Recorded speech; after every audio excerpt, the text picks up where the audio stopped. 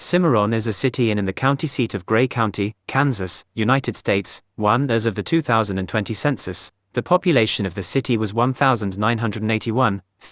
It is located along Highway 50. The Southwest Chief, formerly the Southwest Limited and Super Chief, is a long-distance passenger train operated by Amtrak on a 2,265-mile, 3,645 km route between Chicago and Los Angeles through the Midwest and Southwest via Kansas City, Albuquerque, and Flagstaff, mostly on the BNSF's Southern Transcon, but branches off between Albuquerque and Kansas City via the Topeka, La Junta, Raton, and Glorieta subdivision. Amtrak bills the route as one of its most scenic, with views of the Painted Desert and the Red Cliffs of Sedona, as well as the plains of Illinois, Missouri, Kansas, and Colorado. During fiscal year 2024, the Southwest Chief carried 261,485 passengers, a 3% increase from FY 2023. However, this is a 22.7% decrease from its pre-COVID-19 pandemic ridership of 338,180 passengers in FY 2019-4. The route grossed $43,184,176 in revenue during FY 2016, a 3.8% decrease from FY 2017. The Southwest Chief left, and soon the driver noticed there was a twisted rail. He slammed his train onto emergency braking, but however, it was too late to stop in time.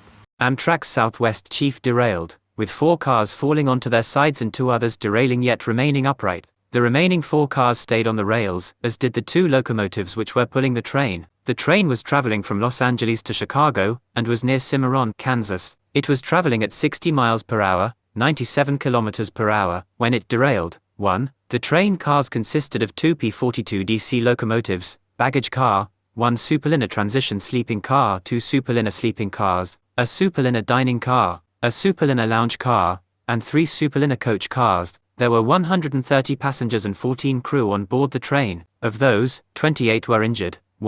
3 of them remained hospitalized for more than 24 hours, including 2 people who were critically hurt and later airlifted to Amarillo, Texas. The rest were released the same evening as the accident too. One of the airlifted victims was the percussionist and experimental musician Zedurv, a pioneer of industrial music. 3. After the accident, he continued having health problems and died in December 2017. 4. After the accident, passengers waited about 12 hours in Cimarron at the 4-H Recreation Center where cots and blankets were set up. Food was provided by local restaurants. They then boarded buses to Kansas City and transferred to a Chicago-bound train. The National Transportation Safety Board launched an investigation into the accident. The Gray County Sheriff's deputy said that there was a separate vehicle accident that may have damaged the rails, and authorities were examining tire tracks leading to the train tracks and preserving the scene with crime scene tape. Later reports said that an agricultural vehicle damaged the track prior to the train's derailment, 25 feet, 7.6 m, from impact. 5. The tracks were displaced 12 to 14 inches,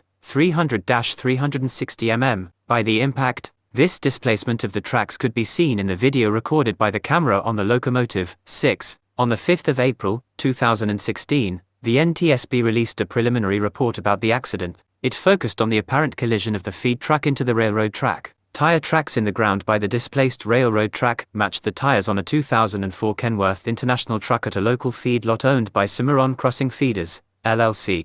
On the 8th of April, 2016, a lawsuit was filed by Amtrak and BNSF against Cimarron Crossing Feeders, LLC. It alleges employees of Cimarron Crossing Feeders left a Kenworth truck unattended, out of gear, and without any brakes applied while loading grain the 13th of March into the 14th of March. According to the lawsuit, the truck from the Cimarron facility rolled downhill to the south, crossing US Highway 50 and striking the side of the railroad tracks. The truck then came to rest on the tracks. According to the lawsuit, Cimarron Crossing Feeders then called for a tow truck to remove the Kenworth without permission or consent from BNSF, which owns the tracks. 7. The initial filing states that damages claimed are over $75,000 for each of BNSF and Amtrak. It also states that a specific employee of Cimarron Crossing Feeders, Arturo Carollo, was working on loading the truck involved in the incident. It also claims that Cimarron should have known that the damage to the track was a danger and yet they did not call Amtrak, BNSF or any law enforcement agencies. 8. A liability trial was cancelled on the 28th of November, 2018, after Cimarron Crossing Feeders admitted that its truck had caused track damage.